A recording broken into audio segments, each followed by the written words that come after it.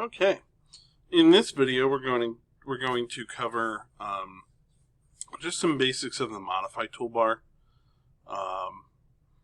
So I just will lay down some geometry of a few different objects, lines, circles, etc., and we will take a look at how things like particularly offset, fillet, and trim work, and we'll cover array in a separate video. So let's get started. So with offset, I want to start with that because that's a really useful tool for setting things of certain sizes. It's very common to start any drawing with just two L-shaped lines, one vertical, one horizontal, because we can use the offset tool to really drive a lot of what we're doing. So let's say I wanted to draw a rectangle that was 4 inches by 10 inches. The offset tool would make that quite easy once we have these initial two lines. So I can go over to offset, which is this kind of like C-shaped button, or I can just type the word offset anywhere, offset. You see that comes up and then hit enter. Or if I clicked the command, same exact directions would come up. It says specify offset distance. So again, I said 4 inches by 10 inches, so let's say 4 first. And we're going to make this 4 wide. Okay. Now what I just did there was I clicked the line that I wanted to offset. What offset does is I click a source object, like this line here, and then I tell it what direction to go to. Okay. And you notice no matter how far left or right I go, let me back up a minute here, offset 4,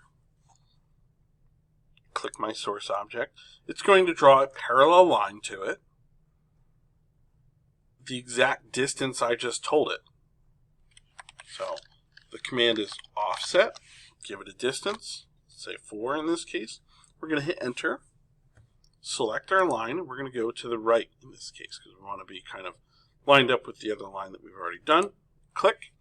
Now this is a modal command as well, just like line is, where when we draw, once we start the command, we have to shut it off afterwards, otherwise it's going to keep doing it.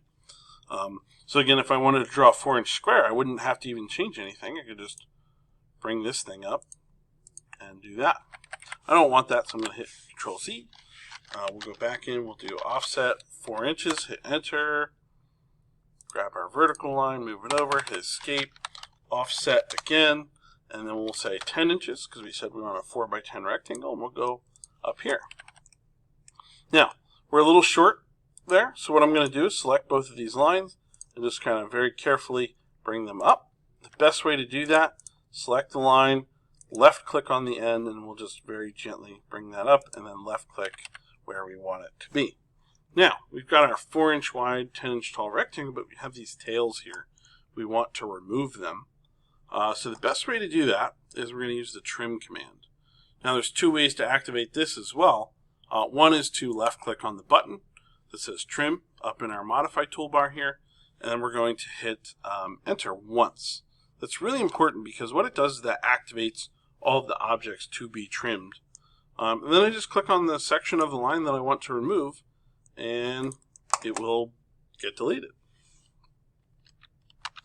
So let's say maybe our initial lines were longer than 10 inches instead of shorter. Let's say we had this situation. The nice thing you can do with trim, again, is we can type in the word trim this time and hit enter twice. And now I can just click and drag. This is one of the few times you click and drag commonly. We'll just kind of draw a line over the line segments we want to remove and let go. And now we've cleaned up our rectangle. This works for all different types of shapes and things like that. So let's say I wanted, I don't know, let's say I wanted, hit the help button. Let's say I wanted equal like circles on all 4 corners. I'm going to quickly copy that circle. I'll explain how copy works in a second as well. I just want to finish up talking about trim. Let's say I wanted something like this and I wanted to kind of remove all these overlapping lines. I can go in with trim, select it, hit enter once, And I can just click all these little line segments or circle segments that I want to get rid of. Helps me clean them up quickly. So again, I find trim and offset to really be the most useful sets of tools in the Modify toolbar, copy being a close third. So if we back up just a little bit more, I'll explain how copy works.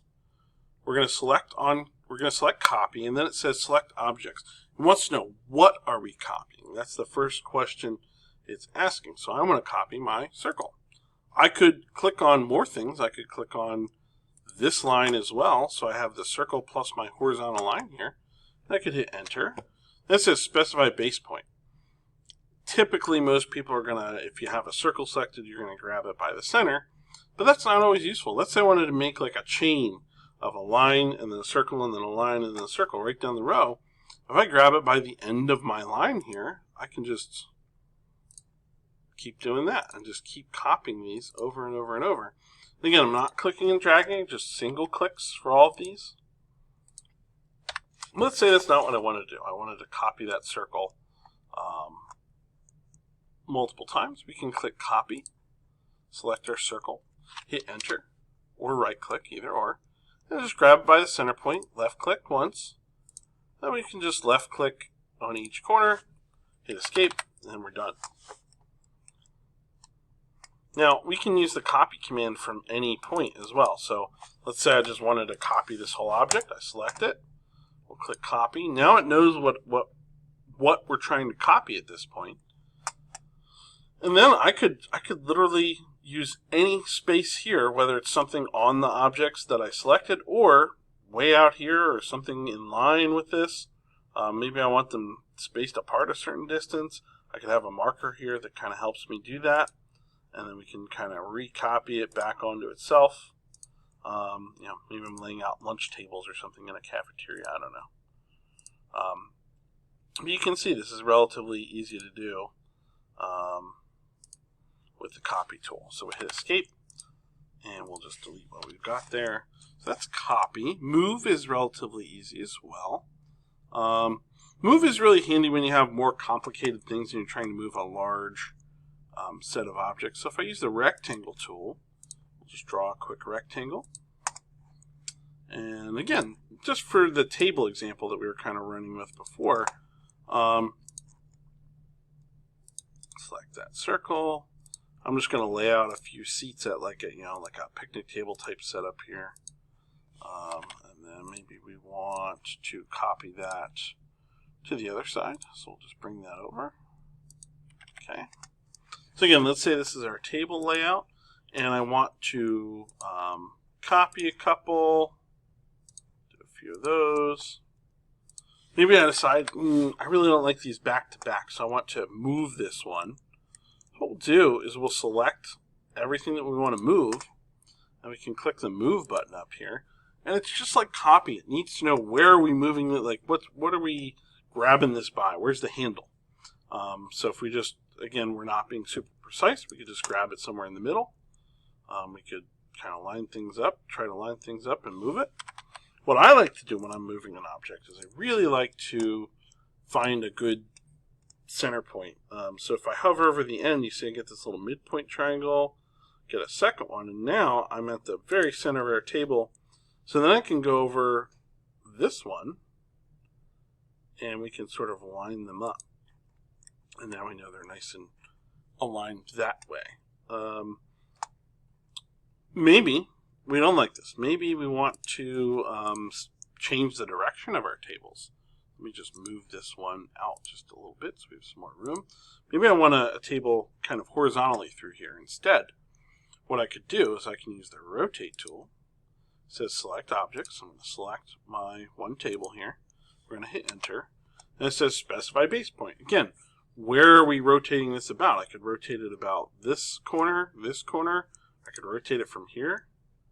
And it's going to go in all sorts of directions here, like that. That's a little bit crazy and hard to control. Hit escape to back out of that command.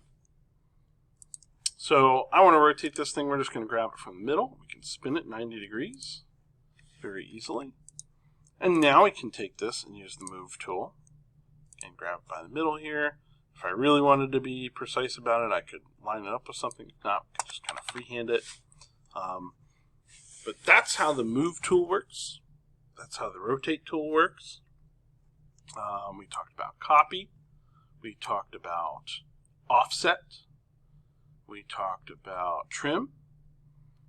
Buried under trim is extend. It works the exact same way, except it extends lines instead of cutting them short. We'll talk about fillet and array in separate videos where we're actually drawing those particular drawings and objects.